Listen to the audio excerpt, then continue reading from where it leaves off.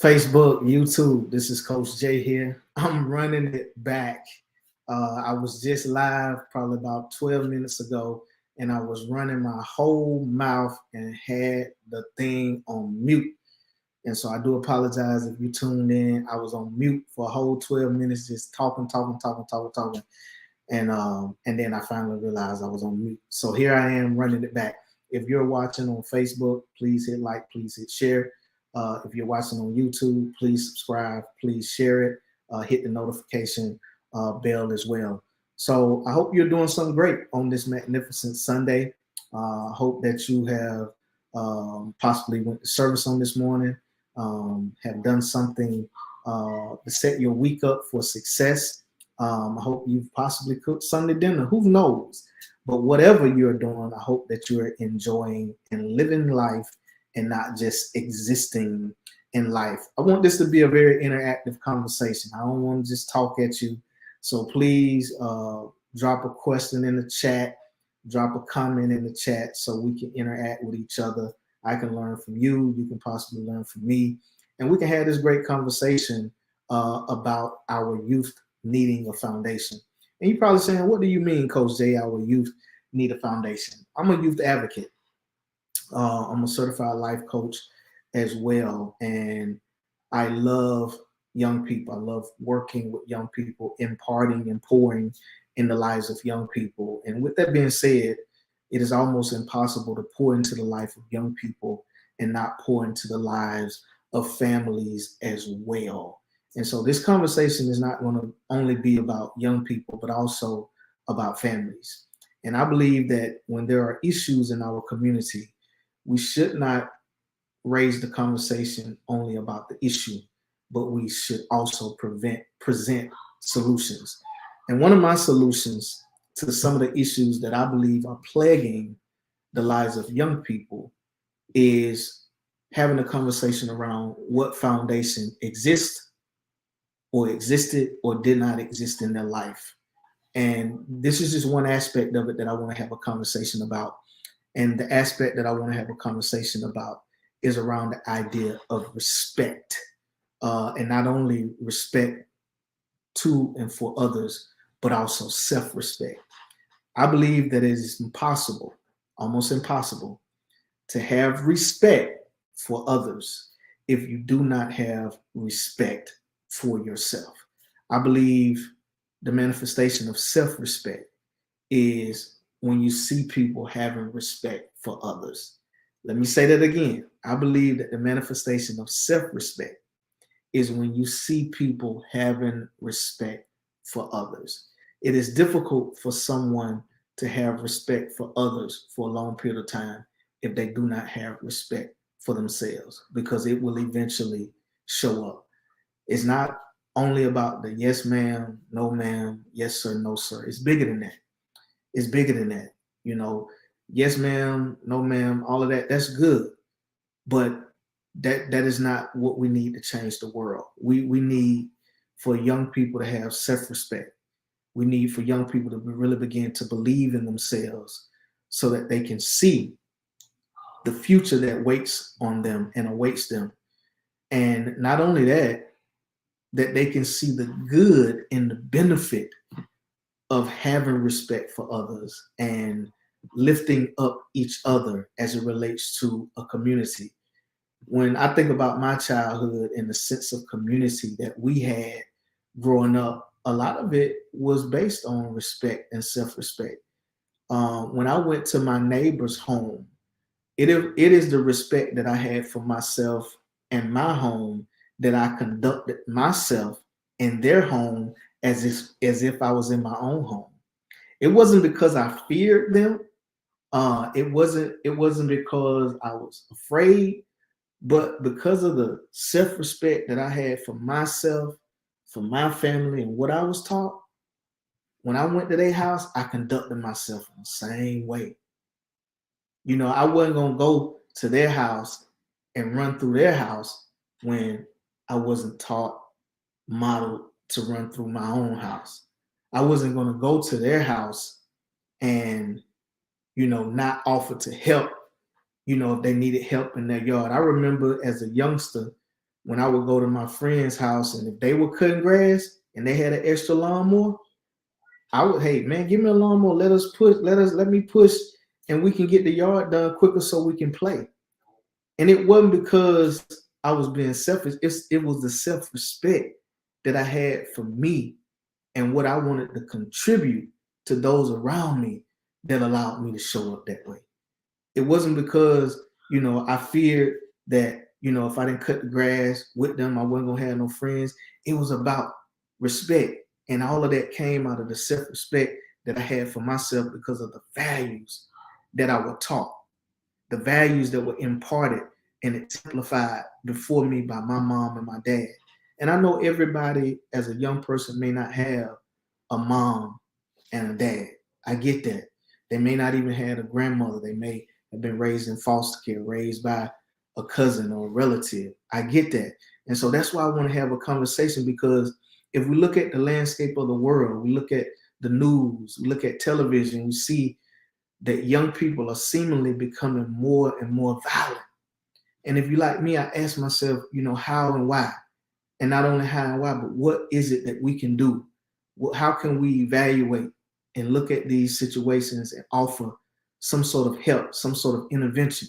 And so this is why I'm having this conversation about foundation, because I believe for my life that my foundation and what was imparted in me, not what just was just taught, but imparted in me, allowed me to have the self-respect for myself that then allowed me to have respect for others.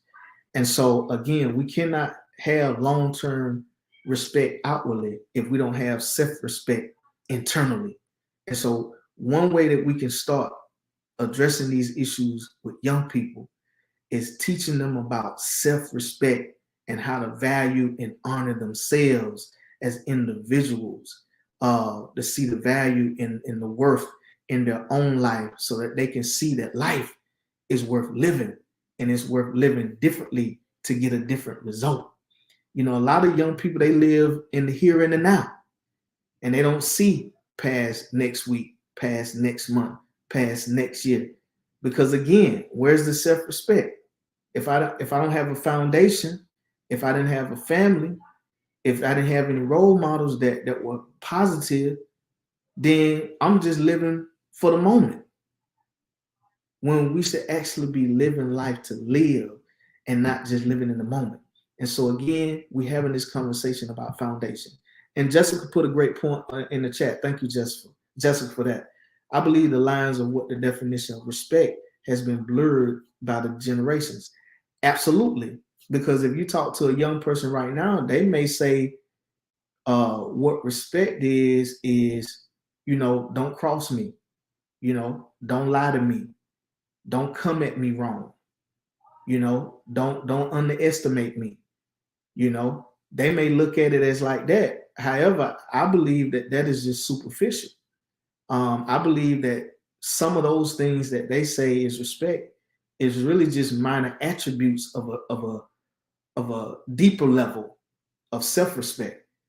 Because if I have self-respect, then the likelihood of me coming at you wrong diminishes. If I have self-respect, the likelihood of me crossing you wrong diminishes. If I have self-respect, the likelihood of me treating you wrong diminishes. But what we're seeing with the level of violence that we're seeing amongst our young people, it is evident that self-respect possibly does not exist. And I'm using a broad brush here now, but it is evident that self-respect possibly doesn't exist. And let me say why. If I have self-respect for my own life, then possibly I'm going to do all that I can to not take the life of another for no reason. If I have self-respect for my own emotions and feelings, and I'm in tune with my emotions and what's in my heart, then possibly I will not mistreat, demean, abuse, or bully another intentionally if I have self-respect. You see what I'm saying? And so we got to start unpacking that when it comes to the idea of respect. Because like you said, generations see it differently. Hey Tamara, how you doing? Generations see it different. Like I said, when I came up, I was raised to say yes, ma'am, no, ma'am, yes, sir, no, sir. But what that was just mere attributes of a deeper level of self-respect. And so what people seen, they said, wow, that young man is so respectful. And it wasn't more about them as it was about me and the foundation that I had and the values that I had. Because I said, yes, ma'am, it wasn't that you were superior and I was inferior. It's that the foundation that I came from and the respect that I had for myself because of what was modeled and imparted in me, it allowed me to show up that way. It allowed me to show up that way. Having respect doesn't mean you're less than somebody that you're respecting.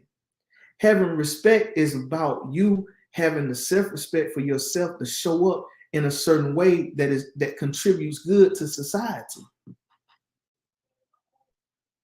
If I have respect for myself and my yard and the way that I view my home, then I'm gonna have my yard and my home look at a certain way that is not gonna be displeasing to my neighbor. I ain't gonna park cars on my I'm not gonna park 5 cars on my grass in front of the house. I'm just not gonna do that. If I have self-respect, around the way I want my yard the look, I'm gonna have my yard looking good because I respect my neighbor and I want my neighbor to respect me and cut their grass and have their yard looking good. You understand what I'm saying?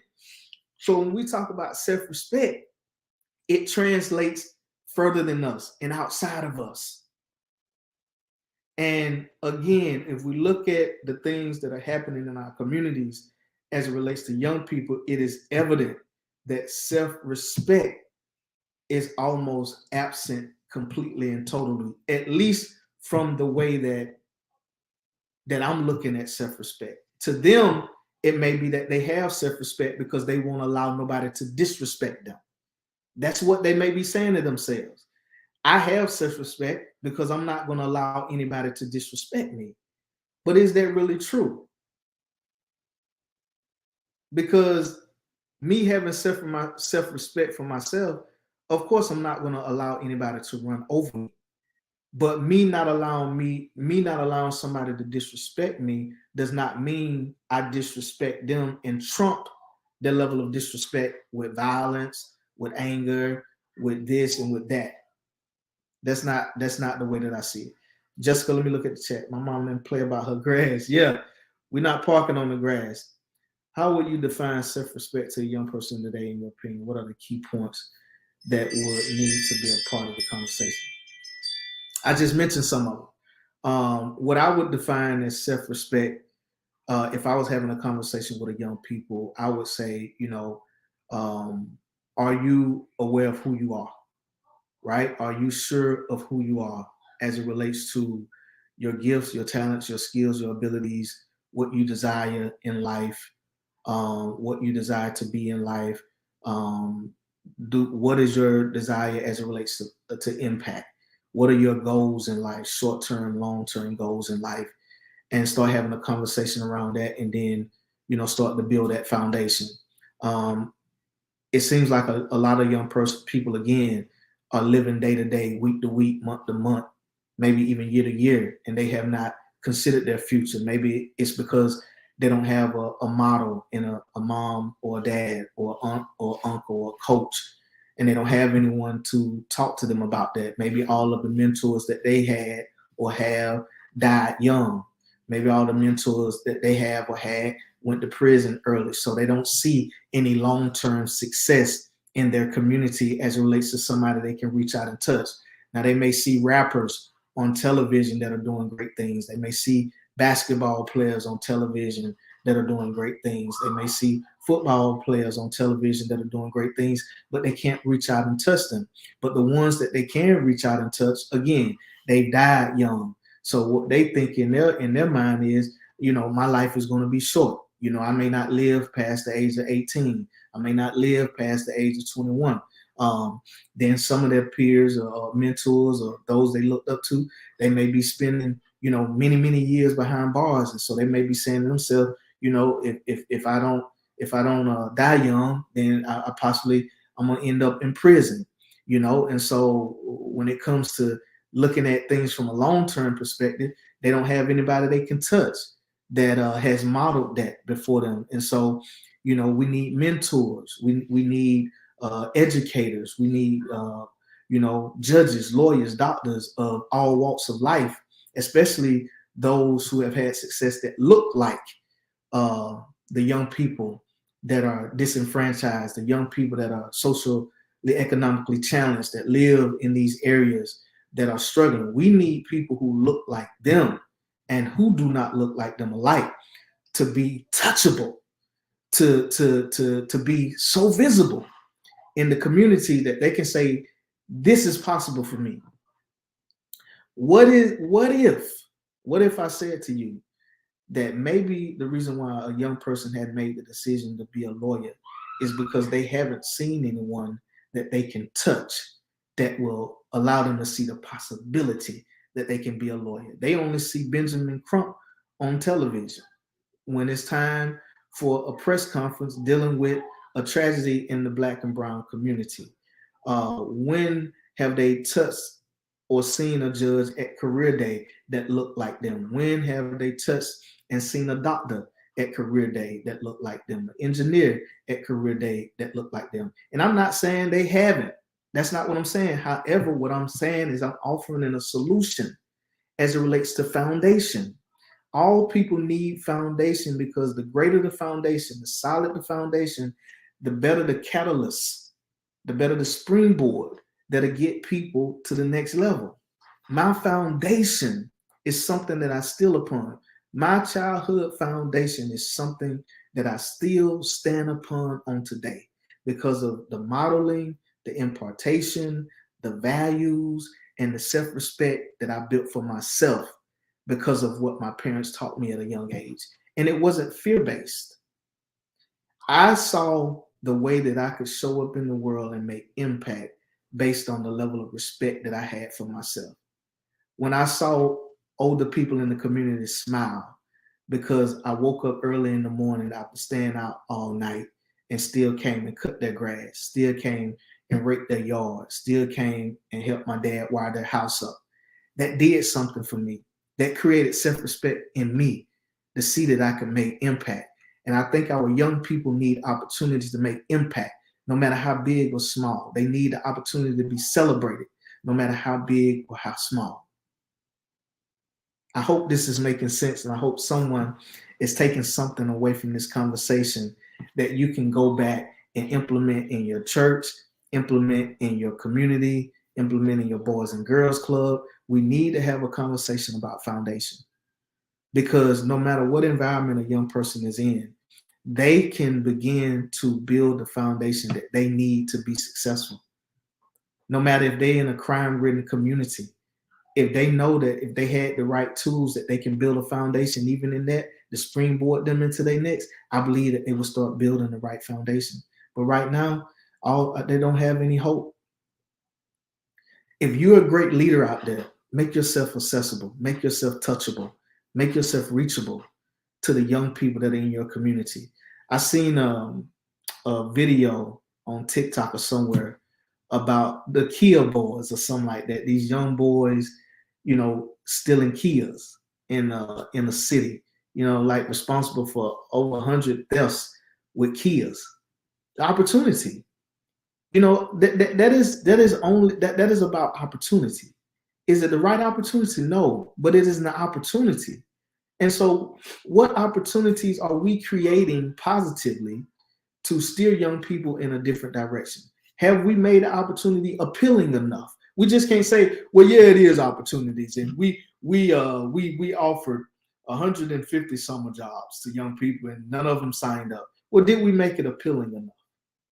Was it appealing enough for them to sign up for the summer jobs? Was it appealing enough for them to come to the summer camp? We can't just offer things and not make it appealing enough. We just can't offer things and give up at the first sign of young people not wanting to participate or whatever the case may be. Let me see what's in the chat. they have so much talent for using it for wrong things. Absolutely, Tamara. I mean, but can you blame them though? Can you blame them? When I was working in the world of probation, we used to use what we call carry guides. And one of the carry guides that we would work with was to teach young people who delved in drug dealing how they could be entrepreneurs and how the skills of selling drugs could translate into something more productive, something more meaningful. Because if you can wake up and stand on a corner to hustle, illegally, surely you can stand on the corner to do something productive. If you take in Atlanta, the Georgia area, Tamara, the water boys, right? When that first came out, it was a whole to do about the menace and the nuisance of them standing on the corner. And then some people in the community got behind a few of them and started helping them create LLCs and business plan and coming up with their own water, and breathing life into them. That's what we have to do with young people. Those that are stealing cars, maybe go grab them up, and say, hey, do you want to become a mechanic? Do you want to own your own mechanic shop? Do you want to own your own tow company? What is it about you and taking cars that is so interesting? Again, we're talking about foundation. Foundation, foundation, foundation. We got to start having conversation to get to the root issues of what it is that is plaguing our community and our young people. And I believe, this is just me, from the almost 20 years of experience working secure care, working probation, private mental health, case management, social services, you name it.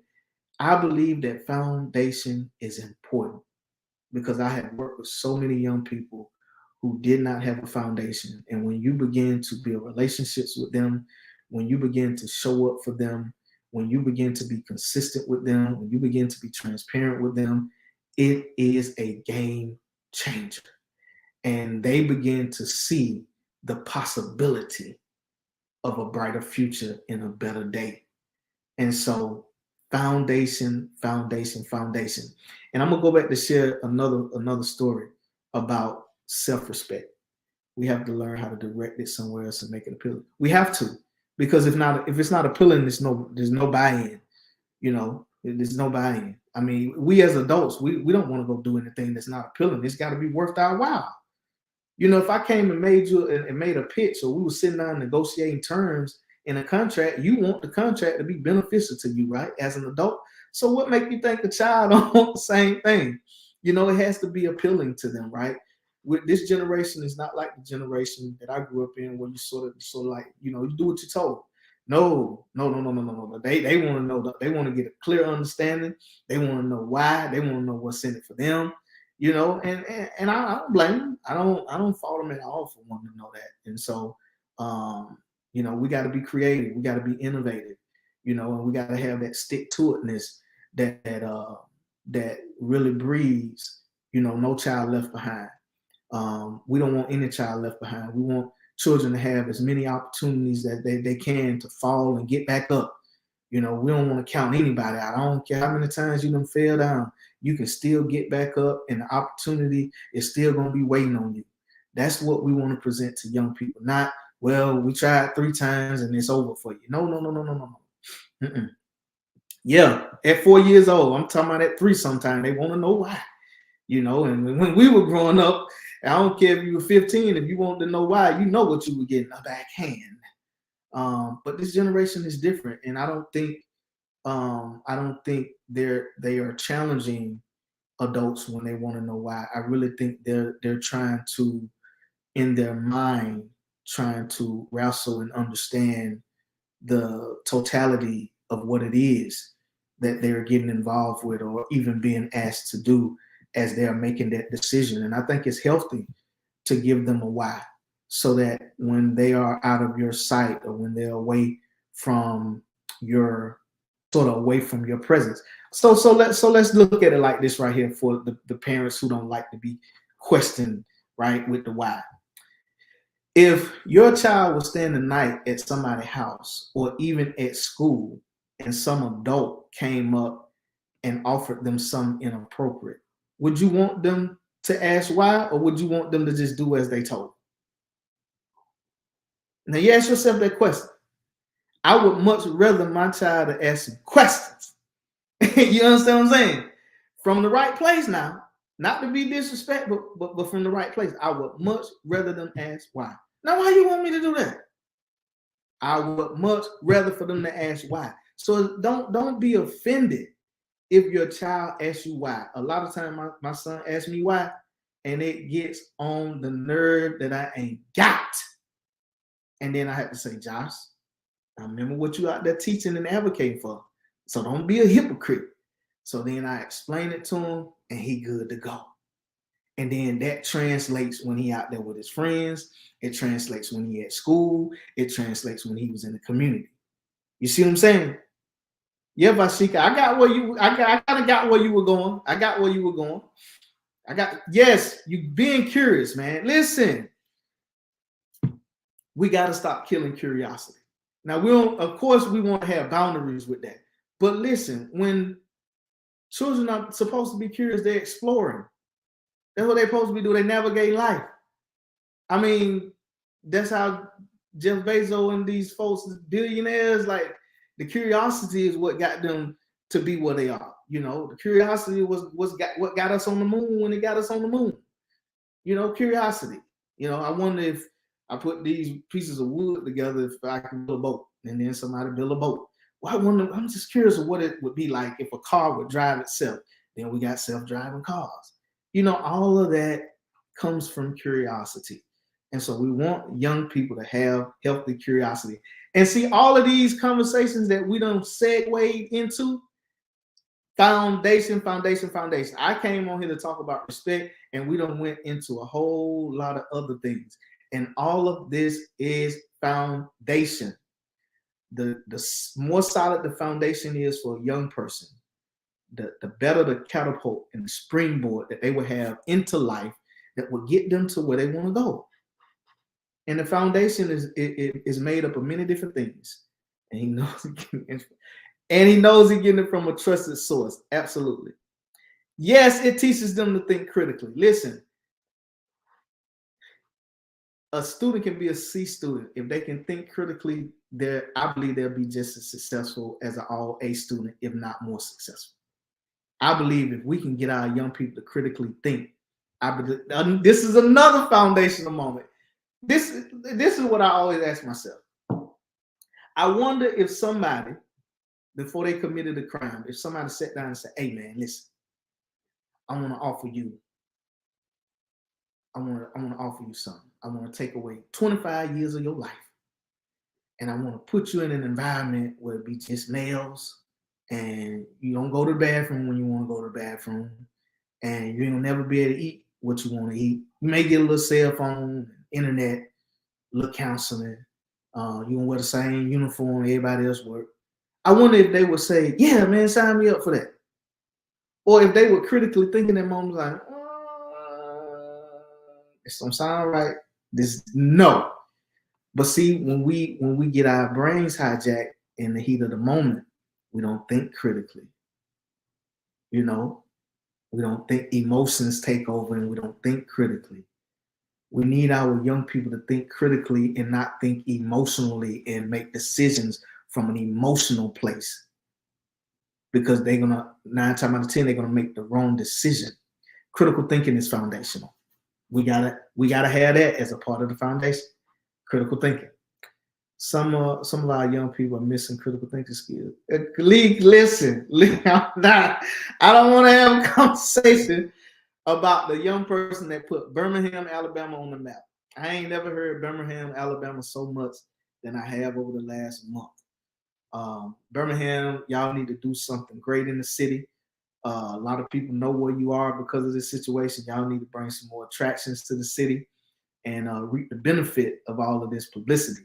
No matter how you got it, you need to capitalize on the publicity, Birmingham, Alabama. And I told you. So, you know what I mean? Coach J told you on the 23rd of July, you need to capitalize on that publicity, Birmingham, Alabama. So let me say this right here, and I'm getting close to ending. I'm going back to self-respect. I remember growing up and going to my neighbor's house to play. We always went to their house to play shoot ball.